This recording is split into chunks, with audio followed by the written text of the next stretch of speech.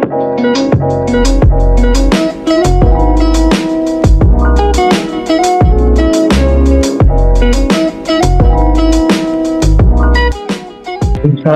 warahmatullahi wabarakatuh. Izin memperkenalkan diri, Taruna 33 Politeknik Pengayoman Indonesia, jurusan Ilmu Pemasyarakatan.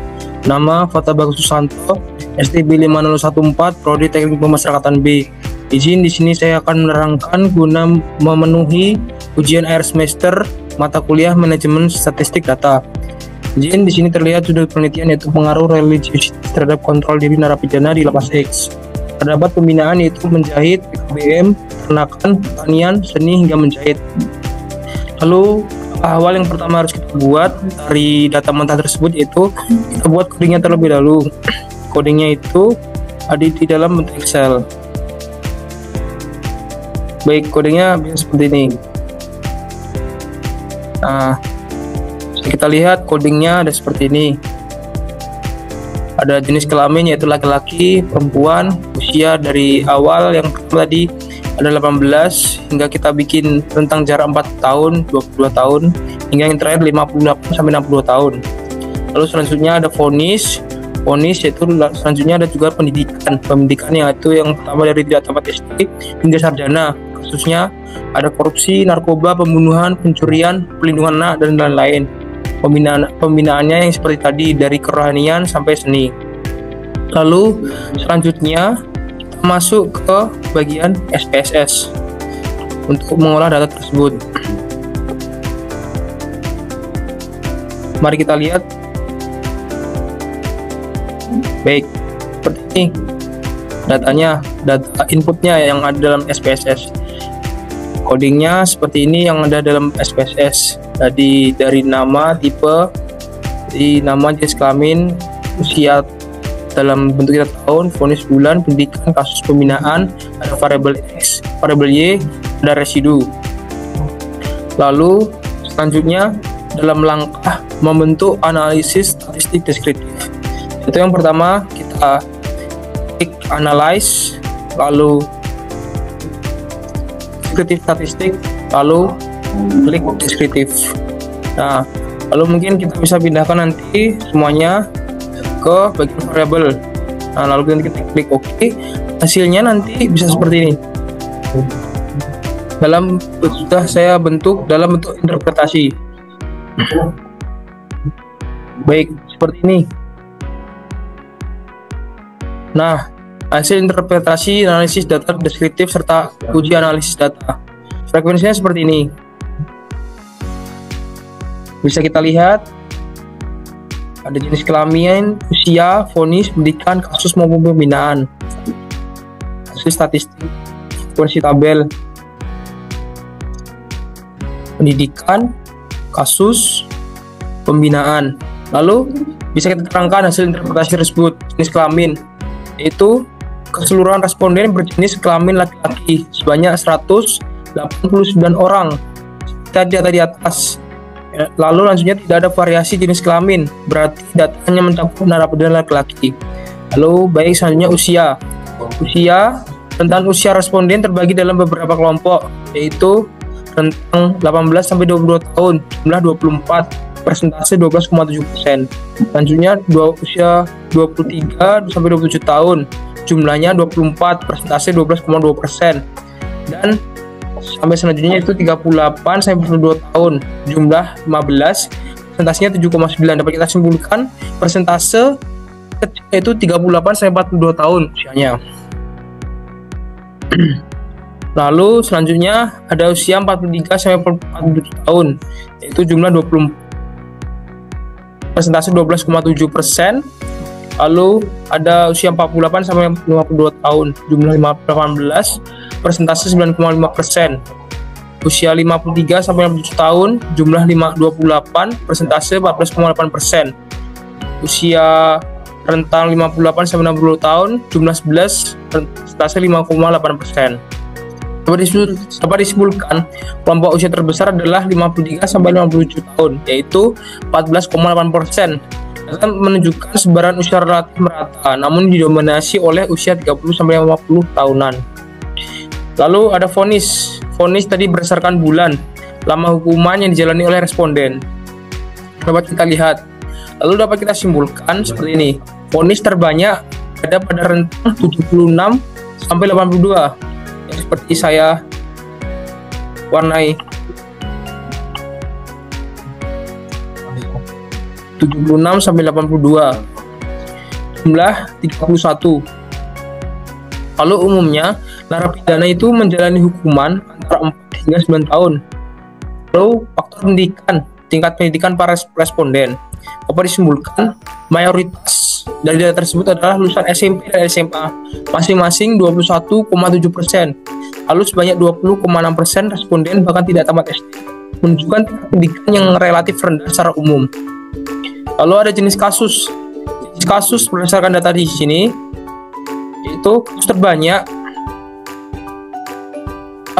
adalah lain-lain, yaitu 22,2%, diikuti pencurian 19% dan pembunuhan 17,5%. Bahkan korupsi dan narkoba pun juga cukup signifikan, yaitu 14%. Lalu ada program pembinaan. Program pembinaan berdasarkan data yang ditampilkan seperti ini. Dapat kita lihat, kegiatan pembinaan paling dominan adalah menjahit 23,8%, diikuti peternakan dan kerohanian. Lalu program-program ini menunjukkan upaya pembinaan vokasional dan keagamaan. Selanjutnya, hasil data dari frekuensi selanjutnya bisa seperti ini. Kita lihat bagian religiusitas yaitu seperti ini. Kontrol diri,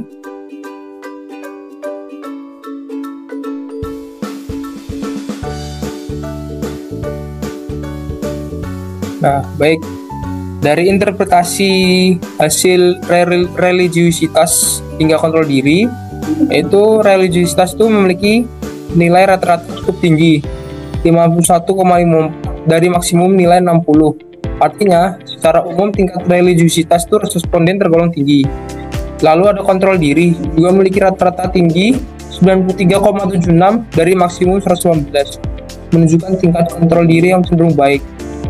Rentang nilai religiusitas cukup sempit, 15 hingga 60, sedangkan kontrol diri memiliki variasi lebih luas, yaitu 30 hingga 119. Distribusi nilai religiusitas, nilai 54. Lalu yaitu modusnya, jadi paling muncul adalah nilai 54. Muncul pada 23 responden, yaitu 12,2%. Diikuti oleh nilai 55, yaitu 19 responden, nilai 50, 17 responden, nilai 60, maksimum 17 responden. Nilai kontrol diri paling sering muncul pada nilai 104, yaitu 12 responden, 6,3%. Diikuti oleh nilai 106, 10 responden, nilai 90, 10 responden, nilai 105, 9 responden. Dapat penyebaran nilai yang luas di 30 hingga 119. Sebagian besar responden itu memiliki kontrol diri tinggi dengan skor mendekati 100. Namun minoritas kecil yang memiliki skor sangat rendah, misalnya 30, 39, 45.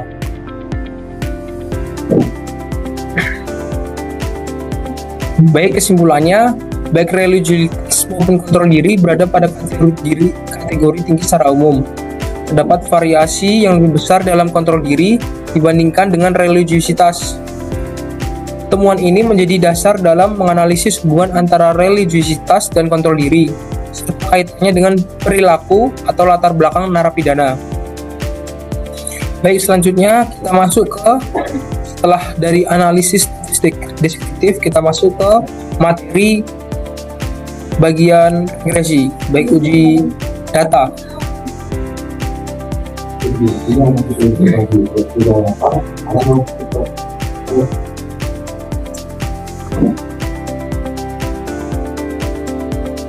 Baik,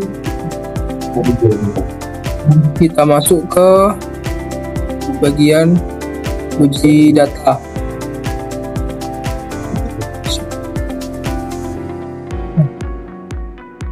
Baik, di sini nanti dalam bagian uji data, nanti hasil akhirnya kita tampilkan residunya seperti ini. Nah, residu ini akan tertampil. Baik, langkah-langkah dalam hasil uji data. Yang pertama adalah analyze, lanjut ke bagian regresi ke bagian linear. Nah, di sini ada bagian dependent maupun independent. Dependent itu variabel yang dipengaruhi. Kalau independent adalah variabel yang mempengaruhi. Di sini baik kita variabel yang dipengaruhi adalah variabel kontrol diri, yaitu Y. Kita masukkan sini. Lalu ada bagian yang mempengaruhi, yaitu independent religiositas, variabel X. Kita masukkan. Lalu kita nanti klik OK, dan hasil analisis interpretasinya adalah dapat kita lihat seperti ini.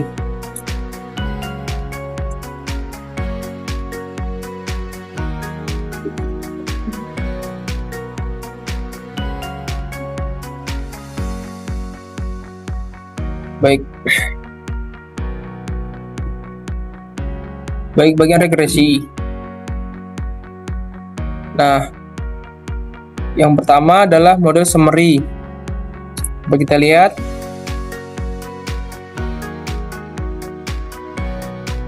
Ada residual statistik. Nah, model yang digunakan dalam regresi ini adalah model regresi linear sederhana. Variabel bebasnya X, yaitu religiositas, variabel terikatnya Y, kontrol diri. Ringkasan model yaitu model summary. Dapat kita lihat seperti ini. R korelasi nilainya 0,822, R square 0,675, dan standar error untuk estimasinya 8,250. Interpretasinya, nilai R adalah 0,822, menunjukkan korelasi yang sangat kuat antara religiositas dan kontrol diri. Lalu R-nya 0,675, berarti 67,5%. Variasi dalam kontrol diri dapat dijelaskan oleh religiositas. Lalu selanjutnya ada uji F, yaitu ANOVA. Kita bisa lihat dalam hasil interpretasinya.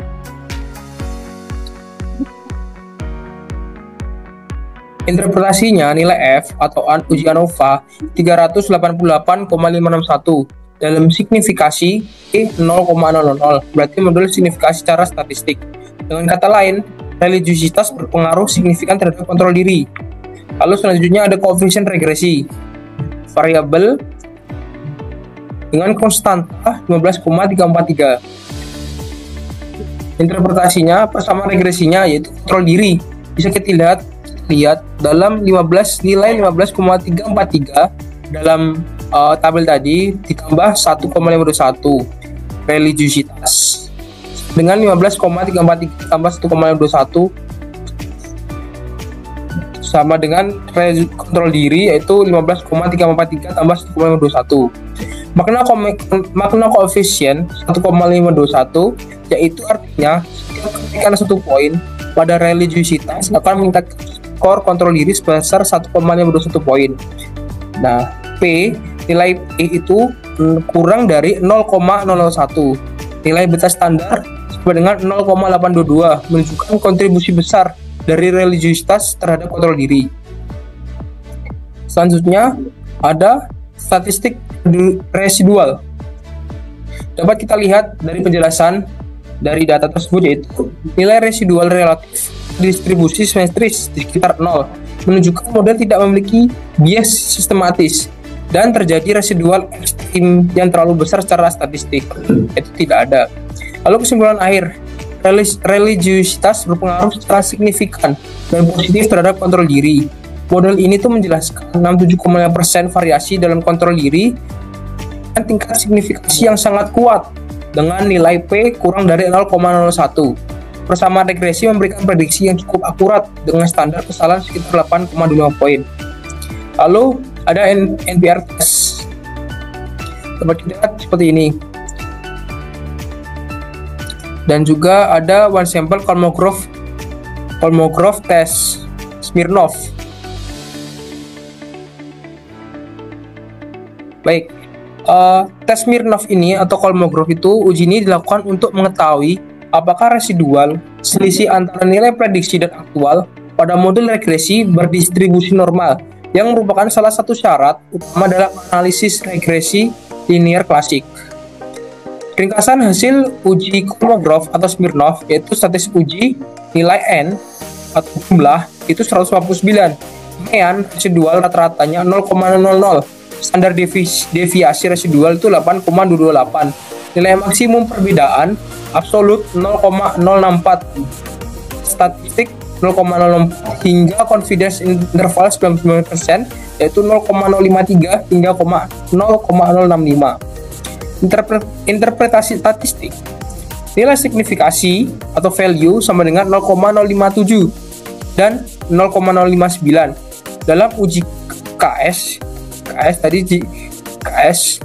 Nah, jika P lebih dari 0,05 maka berdistribusi normal atau tidak cukup bukti untuk menolak normalitas. Nah, jika P kurang dari 0,5 maka data tidak normal. Karena nilai P lebih besar dari 0,5 maka residual dapat dianggap berdistribusi normal.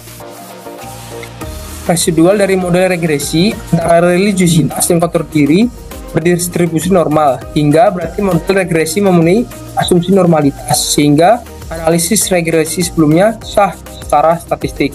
Baik, itu dari hasil uji Kolmogorov atau Smirnov test. Bisa dilihat,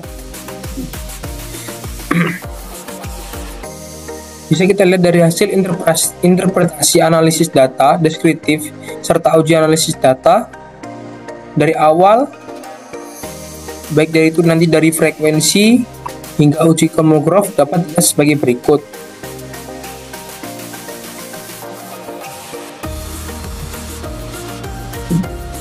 Baik, cukup sekian dari saya. Jika mungkin ada kurang lebihnya, saya mohon maaf. Saya akhiri. Wassalamualaikum warahmatullahi wabarakatuh. Shalom.